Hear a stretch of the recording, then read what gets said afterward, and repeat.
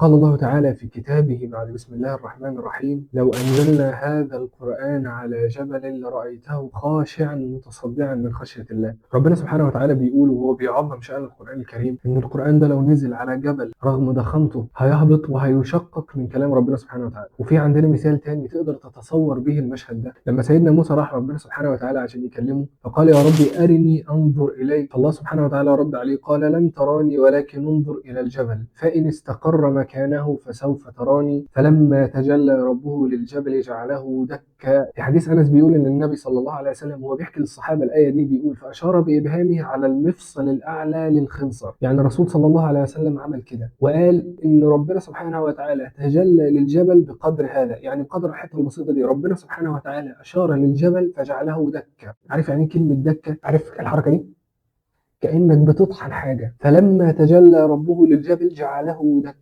وكمان مش بس خاشع، ده متفتت ذرات، يعني كل ذرة هتروح في حتة، لأن القرآن الكريم لو نزل على الجبل هيصبح الجبل مكلف، يعني هو هيبقى ليه أوامر والذرات بتاعته هيبقى ليها أوامر، وربنا سبحانه وتعالى قادر إن هو يخلق أو يصنع أوامر لكل ذرة من ذرات الجبل. لكن ربنا سبحانه وتعالى لم يأمر بتكليف الجبل. قال الله سبحانه وتعالى: إنا عرضنا الأمانة على السماوات والأرض والجبال فأبين أن يحملنها. فالسماوات والأرض والجبال رفضوا إن هم يبقى ليهم نصيب من التكليفات. وطبعا الرفض مش بيبقى على الخالق سبحانه وتعالى، ولكن ربنا سبحانه وتعالى خيرهم، ولكن هم فضلوا ان هم يبقوا مسيرين وليسوا مخيرين. فقالوا: يا رب احنا مش عايزين عيب الامانه، تصرف فينا يا ربنا كيفما تشاء. تخيل القران ده كلام ربنا سبحانه وتعالى، يعني ربنا سبحانه وتعالى قال لجبريل: يا جبريل انزل قول لمحمد قل هو الله احد. يا جبريل انزل قول لمحمد قل اعوذ برب الفلق. يا جبريل انزل قول لمحمد: واذا سالك عبادي عني فاني قريب. يعني ربنا سبحانه وتعالى خلقني وخلقك وخلق السماوات وخلق الارض، ولكن نطق بالقرآن الكريم وتحدث به سبحانه وتعالى. فتخيل القرآن ده ممكن يعمل ايه في قلبك. صدقني لو وعيت وفهمت وتدبرت آيات القرآن الكريم،